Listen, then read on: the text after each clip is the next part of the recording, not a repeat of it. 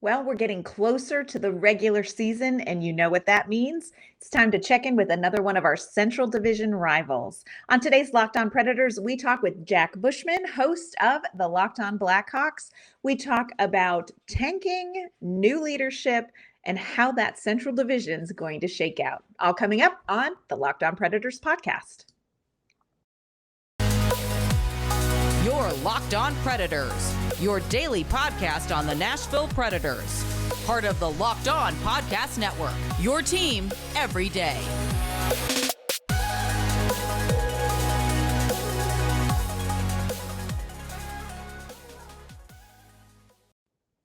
Welcome to the Locked On Predators podcast, and thank you for making us your first listen of the day. I am Ann Kimmel. I am a writer and editor at InsideThePreds.com, and in just a moment, I'm going to be joined by my co-host, Nick Morgan, who is a writer and editor at OnTheForecheck.com. Nick and I welcome to the show today Jack Bushman. Jack is the host of the Locked On Blackhawks podcast.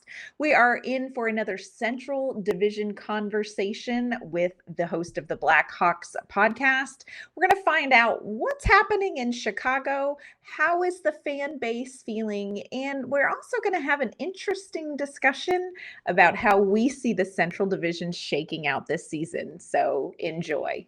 Well, the Locked On Predators tour of the Central Division continues today. We have Jack Bushman from Locked On Blackhawks joining us today. Jack, how's it going, man? Thanks for joining us. Oh, absolutely. Thank you for having me on. I just couldn't be more stoked that hockey season has finally arrived. We were talking before recording, and all of us were kind of in the same boat, feeling like it was getting real dry there after the first few days of free agency. So good that some preseason games are back, and we're just a few weeks away from the start of the regular season. So couldn't be more stoked to be on the show with you two today. Thank you for having me.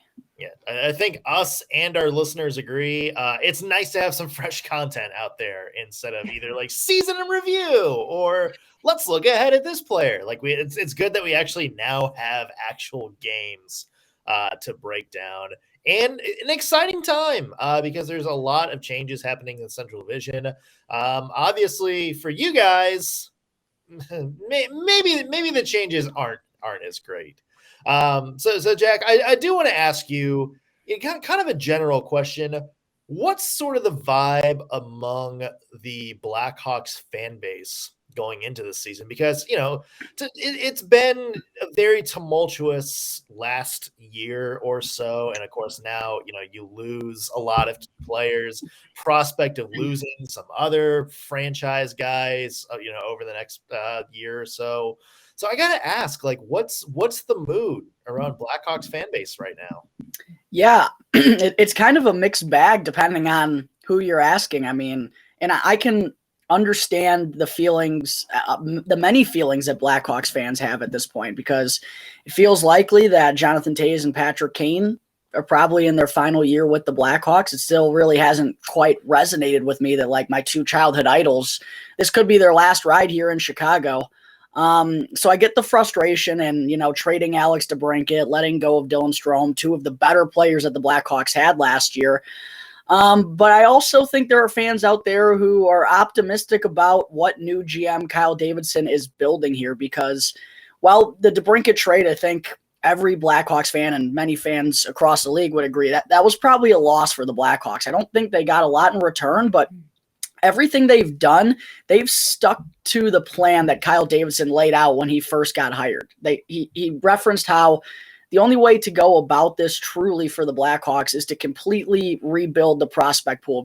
The biggest problem for the Blackhawks was that they weren't good enough and they didn't have enough help coming through the system in the next few years to kind of keep this thing going, right? They really had their backs against the wall, and I feel like Kyle Davidson realized that, hey, help's not coming. This isn't going to get better anytime soon. And the Blackhawks addressed those needs in this offseason heavily. I mean, they selected 11 players in the 2022 NHL draft. 3 of those came in the first round.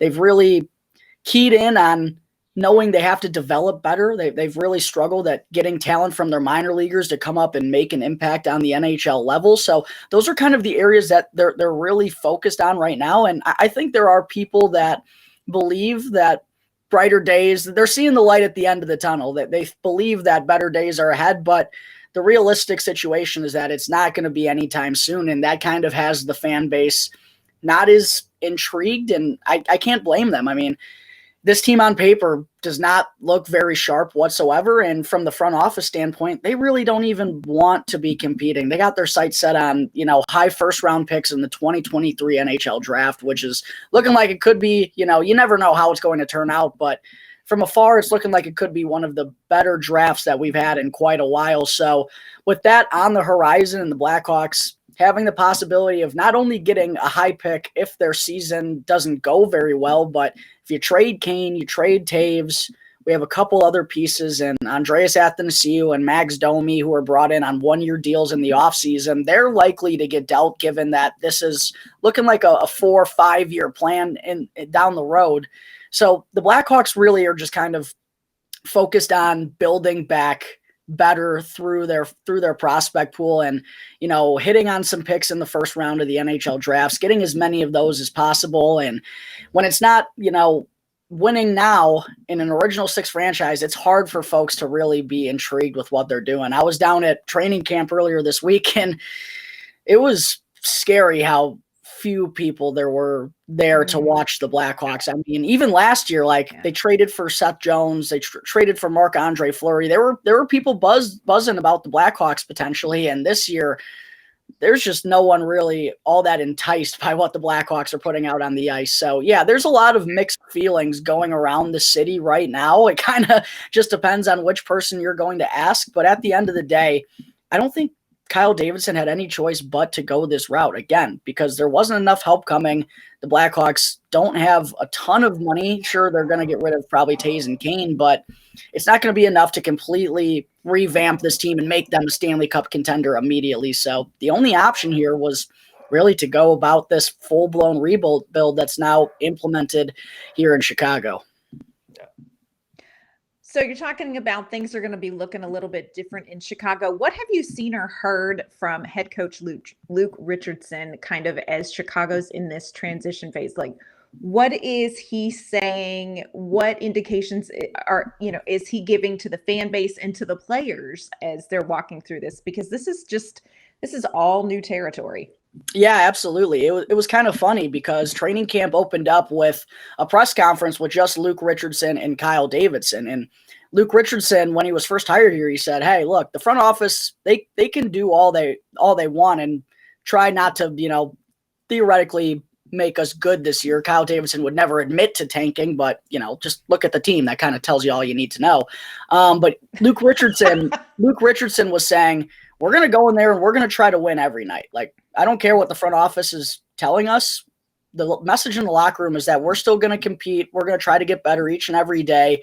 And honestly, Luke Richardson, I know it's still very early, obviously, in his tenure as Blackhawks head coach, but I think he's done everything right so far up to this point. Like, the changes that he's implemented on the ice were very overdue, especially in the defensive zone. He's kind of changing up how the Blackhawks are going to play defense as a whole. They previously ran man-to-man coverage a little bit under Jeremy Colleton, and now they're going back to a zone and a box one. And he also just wants to change the mentality of what the team is trying to do on the ice. In Jeremy Colleton's system, it was a system where you had to be in the right spot at the right time. You had to make this type of play in order for things to have success.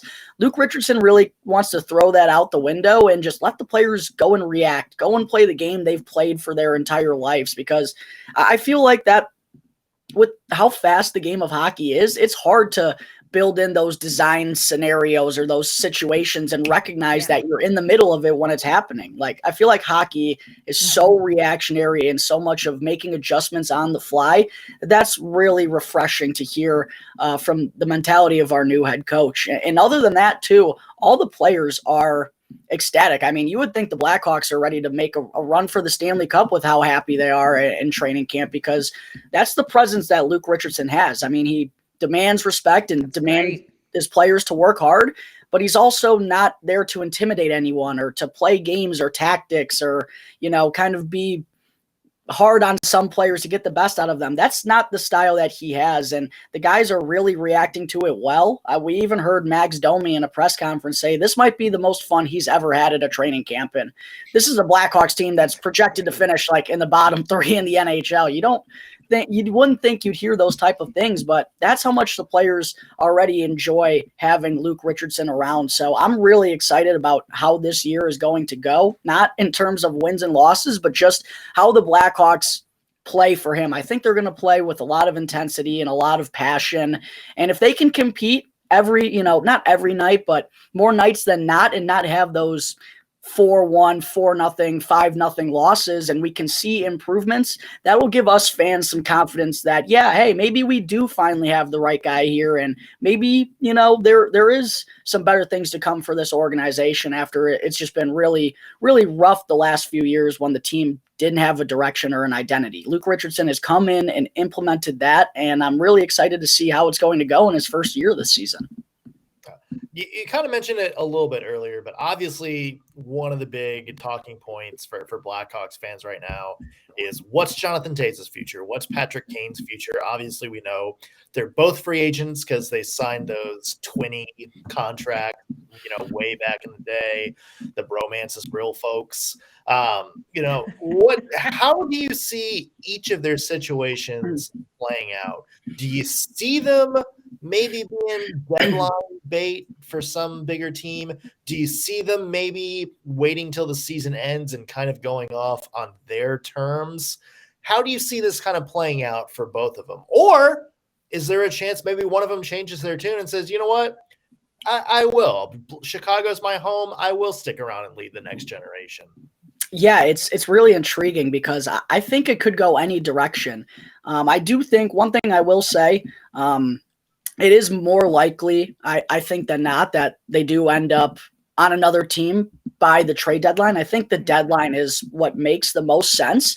But with how much players are enjoying Luke Richardson, like if things, go well and the Blackhawks are playing hard, maybe that entices them to stay. But I don't know. I think at the end of the day, the Blackhawks too are probably going to want to move them, considering the assets that they can get. And with Patrick Kane, you could get an absolute haul. I mean, potentially multiple first-round picks, even at this stage of his career. He just put up the third most points he's ever had in a season last year as a 33-year-old. Like a fine wine, he's getting better with age, truly, right in front of our eyes here. And I think the Blackhawks, the worst-case scenario for them would be to wait and keep them at the end of the year and see if they want to stay then, and then they lose them in free agency and get nothing. Like for the Blackhawks, it's so weird. You don't want to move these franchise icons, and from all sources, it seems like they're not going to approach Kane and Toews about waiving those no movement clauses. They're going to be the ones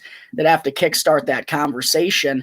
But if they never have that conversation, that puts the Blackhawks organization in a really weird spot and gives them the chance that they get nothing for either of those two guys at the end of the day. So I do think, sadly, it's more likely than not that they get traded, but it wouldn't be the craziest thing in the world to see them stay. I think before we just go saying anything for sure, we need to see how the season goes with Luke Richardson, because the latest we've heard from each of these two when they talk to the media at training camp is we didn't have any conversations with Kyle like that over the summer. We're just focused on being here, want to see how things go this year, want to see the mood and the vibe around the team. And then when the time comes, we'll make that decision. But as of right now, everything's still kind of up in the air. So it's really going to be a wild scene throughout the course of the year, and I feel bad for those two because they're going to get hounded by the media about those questions until that day, more likely than not, comes in my mind. So yeah, just kind of a very weird situation for two icons of the franchise to be in, right? Like it's not the way anyone, I don't think, wants it to end, but unfortunately, this is the situation we're in. Yeah, for sure.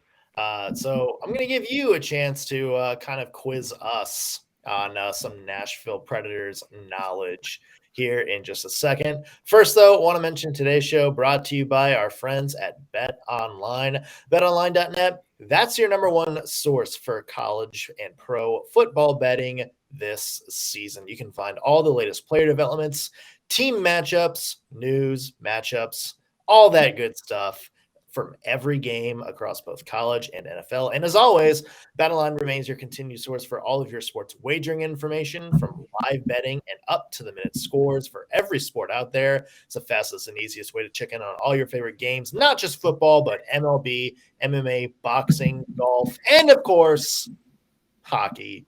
They just put out a bunch of futures for this upcoming NHL season, so take a look at that. So be sure to head to betonline.net or use your mobile device to learn more about the trends in action. BetOnline, where the game starts.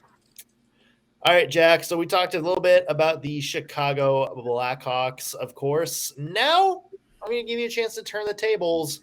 What do Blackhawks fans want to know about the Nashville Predators heading into this season? Yeah, I've been looking forward to this crossover for quite a while because I just have absolutely no idea what this Nashville Predators team is going to be this season. So I guess my first question. Welcome to the club. Does it sound familiar? Yeah. I guess my first question would be, how would you two grade this offseason from the Predators? They gave Forsberg, obviously, the big 8-year contract. Mm-hmm. They go out and add a top 6 piece in Nito Niederreiter. They add Ryan McDonough to the defense, which I think the top 3 is one of the strongest in the NHL. UC Saros, especially against the Blackhawks, the dude's always standing on top of his head, it seems like. How do you feel about the Predators offseason? Was it good enough? Not good enough? You like it? You don't? What's the feel about it?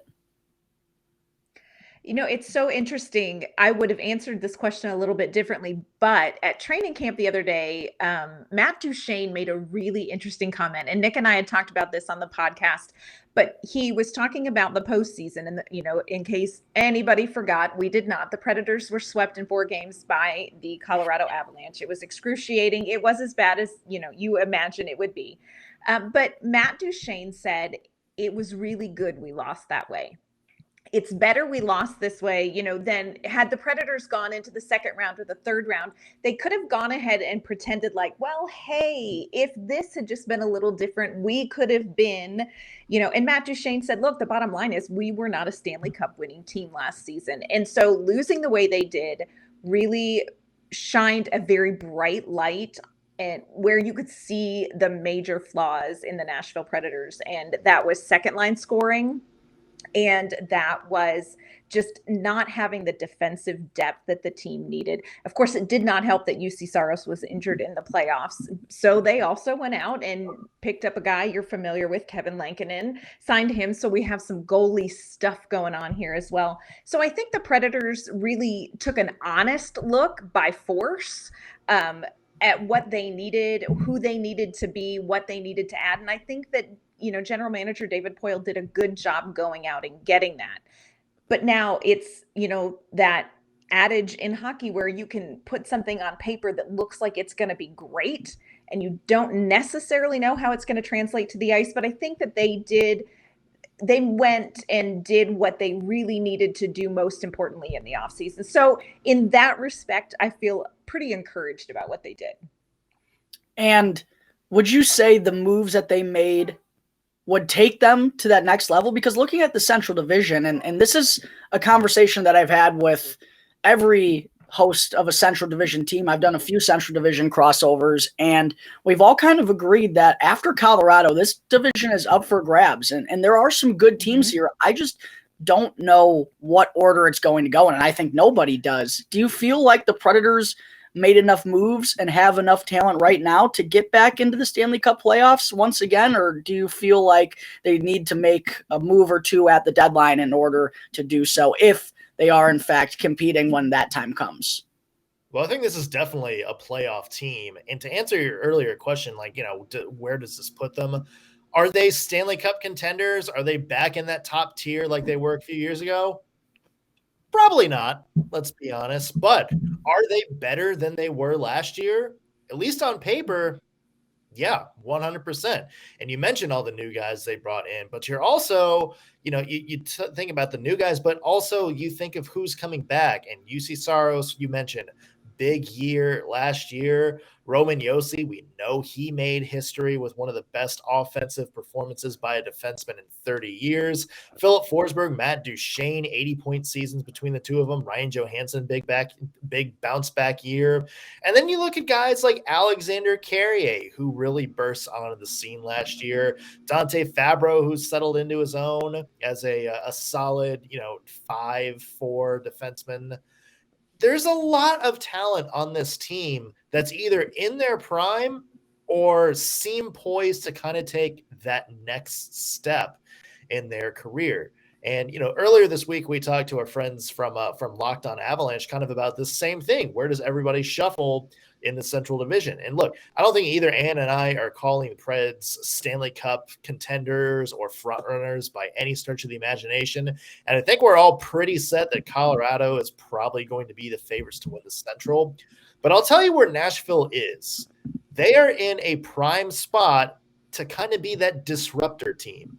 It seems like for a while, there's always one team that just everything goes right for them right at the end of the year. Their goaltending gets hot. They have depth scoring just go on a tear. They have a legitimate first line that can take games over. Nashville kind of has that vibe. As long as they can stay healthy, and as long as nobody on the team, especially in that core group, take a big step back this year, I think you're going to see Nashville in a prime spot at the end of the year. Now, one other question I had is, what would you deem a successful season for the Nashville Predators this year? And a second parter off of that too is, do you worry at all about kind of being in this tweener stage where you're not quite good enough to win the cup, but you're not going to be bad enough to receive a good enough draft pick? And I don't know, this is just a thought I had about the Predators because it was a situation the Blackhawks found themselves in for forever. They weren't good enough to really compete, but they weren't bad enough to go and get a franchise-altering player, and they were just kind of staying stagnant. And that's what kind of really cost them and put them into the situation they're in right now. Does that thought ever cross your mind when, the Predators kind of gear up to make another run like this and make some bigger moves? Does that worry you at all? I'm going to let you go first, Ann, because I know we have a little bit of contrasting thoughts on this. Yeah. So your first question, I would say what a successful season would look like for the Nashville Predators. I really do think that the Nashville Predators have to make it past the first round of the playoffs for this to be considered a successful season. They were in the Stanley Cup Finals in 2017, and they have not been able to get out of the first round of the playoffs since then. And I think if they don't do it this season, I think there's going to be some heat on the seat of General Manager David Poile because they have got to take some steps forward. They keep saying that they're going to, they're retooling, they're using all of the right lingo. But the bottom line is the Predators have been exiting in the first round of the playoffs. And I think that is what has to happen for this season to be successful. Anything past that is fantastic. But I think that's the bar that this team has to hit if this is going to be considered a successful season. Go ahead, Nick. You just go ahead. Just you go ahead. I want to address the situation of kind of being in the middle ground, not sucky enough to get high draft picks, but not good enough to make it to the Stanley Cup Finals.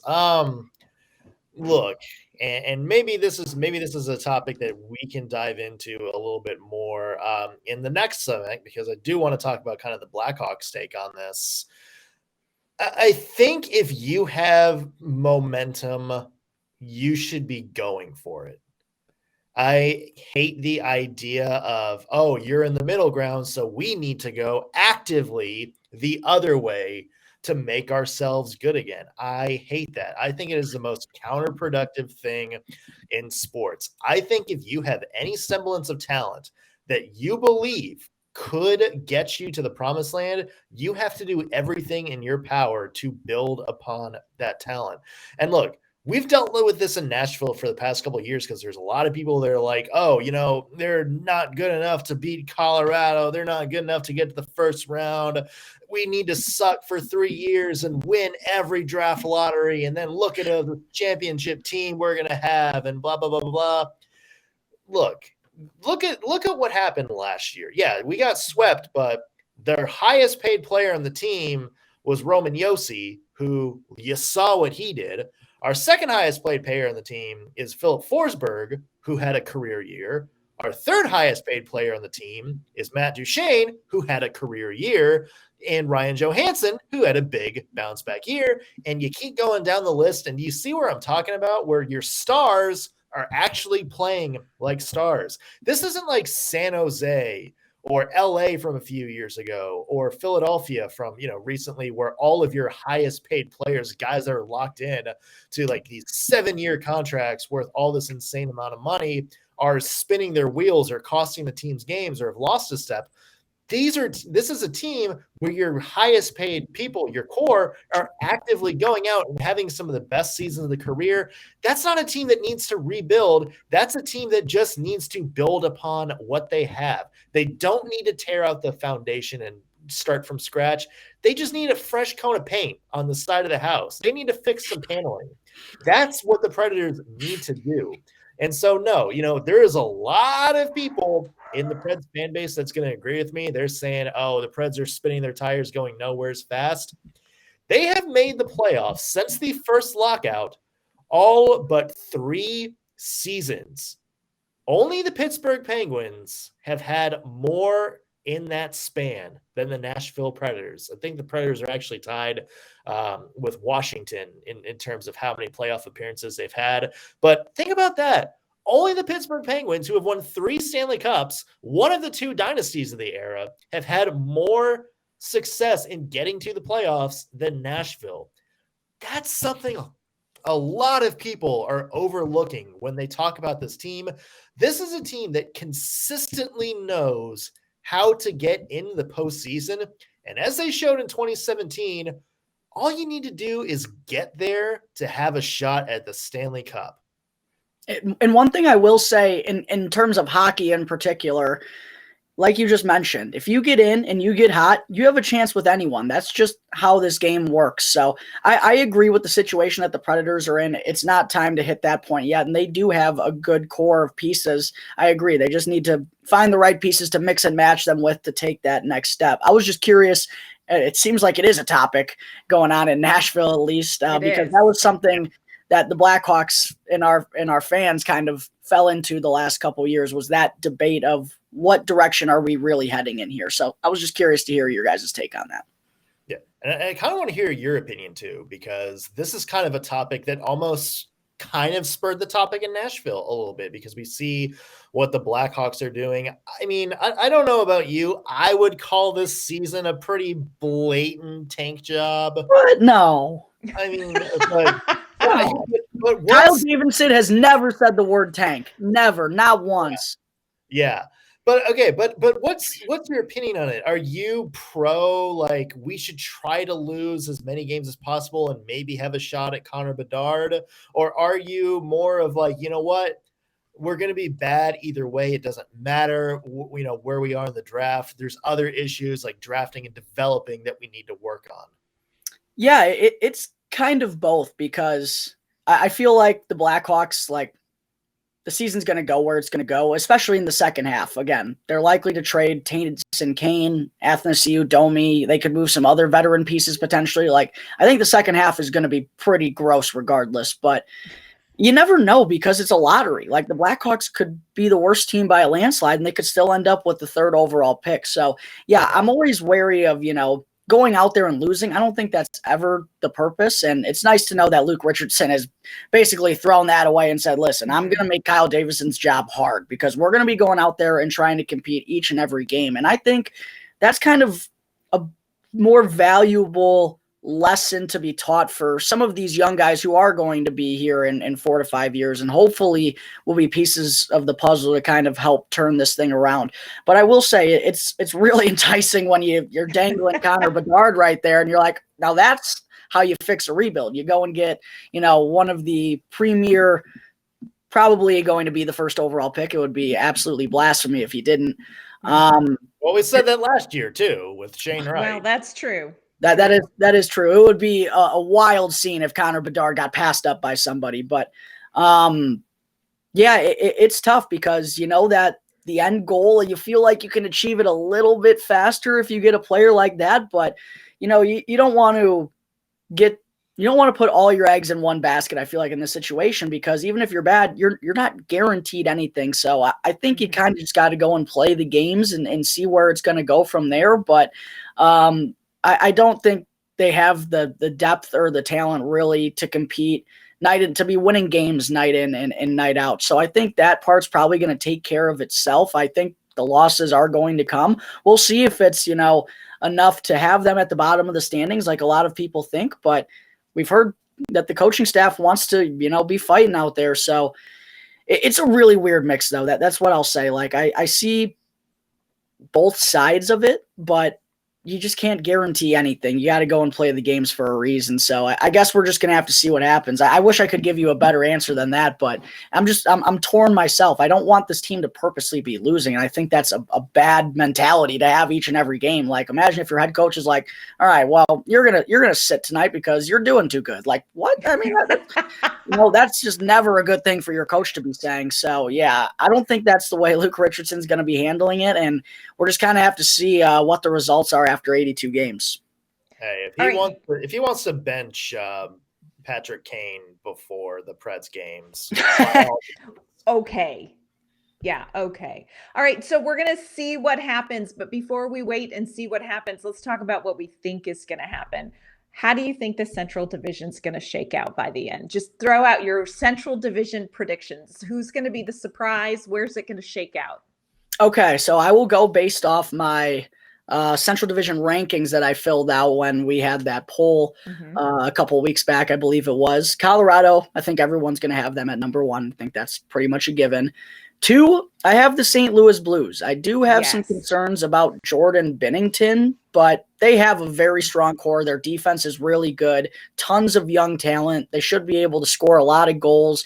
If Jordan Binnington is on top of his game, the St. Louis Blues are a dark horse in the Western Conference. They gave the Avs as good of a run as anybody did last year. I mean, they were seconds away from forcing overtime in Game 6, and who knows how the rest of that goes. So I would not count the Blues out whatsoever.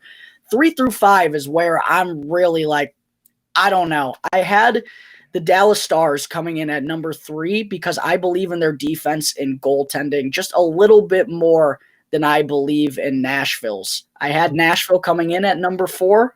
Now, that's just the way I see it. Now, we can talk about this. We're going to love you through it, but it hurts a little bit. I had Nashville coming in at number 4, just behind them. I think this 3 through 5 is going to be very close, in my opinion. And I actually think Minnesota is going to regress a little bit this year. I don't see them scoring the amount of goals they had last season. I do have some concerns about Marc-Andre Fleury's consistency night in and night out at this point. I know when he's playing his best, he's as good as they come. But if things are shaky in front of him, there are some games where he's not stopping everything and it can get out of hand in a hurry, as we saw in Chicago a few times last year. So I have the Wild coming in 5th. 6th, I have the Winnipeg Jets. 7, I have my Chicago Blackhawks because I do not think they're worse than the Arizona Coyotes. That team makes me want to throw up when I look at their roster.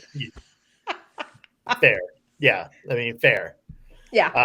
I think I'm not sure if Robin Leano would agree or take umbrage with that. It's funny. We were having that conversation when me and Robin were doing our crossover. It seems like maybe the Coyotes, they're terrible there that maybe if they get hot, can kind of leapfrog to not last.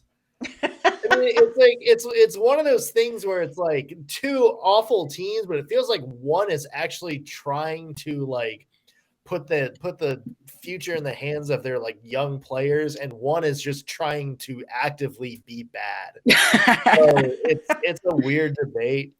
I want to go back to the Dallas Nashville thing. I take no umbrage with St. Louis being number 2 because I agree. Yeah. They look like the team that was the biggest threat to Colorado in all of the playoffs last year. And yes, I'm including the Tampa Bay Lightning in that as well. So I'm going to go with that. Dallas over Chicago. Or I'm sorry, Dallas over Nashville. I was looking at the wrong logo. Don't shake your head at me. Just a little judgy, judgy, but go ahead. Yeah, I mean that to me is, I mean, I get it. I just kind of want to go back with the defense being a little bit more reliable. I think Ryan McDonough kind of fills more of the complete status that Nashville needed.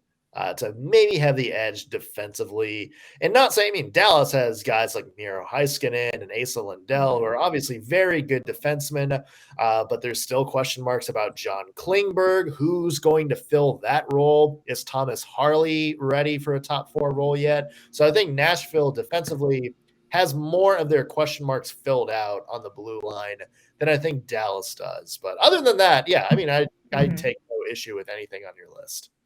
Yeah. I don't know. Dallas, I feel like, especially too with how poor Sagan and Ben were last year, and they still nearly beat the Calgary Flames in that first round series. I don't know. I feel like if those two bounce back, I feel like the Stars have potential to be there near the top. But I think that 3 through 5 is 100% up for grabs. I would not be surprised to see those 3 come out in any combo whatsoever. Yeah, no, I do not disagree with you there. All right. Well, Jack, thank you so much for joining us, man. It's always good to hear from other Central Division hosts, and I am sure we will have you on throughout the season as the Preds and Blackhawks start to go head-to-head in some of these games. But until we get there, tell our listeners how they can catch you every day. Yeah, you can find the Locked On Blackhawks podcast for free wherever you get your podcast. If you want to check out some of the social accounts, you can look at _Blackhawks on Twitter. As for my personal account, you can find me at Jack Bushman 2 if you want to tag along for the roller coaster ride that is bound to be the Chicago Blackhawks season. I don't know what direction it's going to go. I don't know if Toews and Kane are going to be back. We're going to have to find out, and that's why I'm excited for things to get going. That roller coaster ride seems like riding a roller coaster that's on fire while also doing cocaine. So absolutely ready to dive into that one.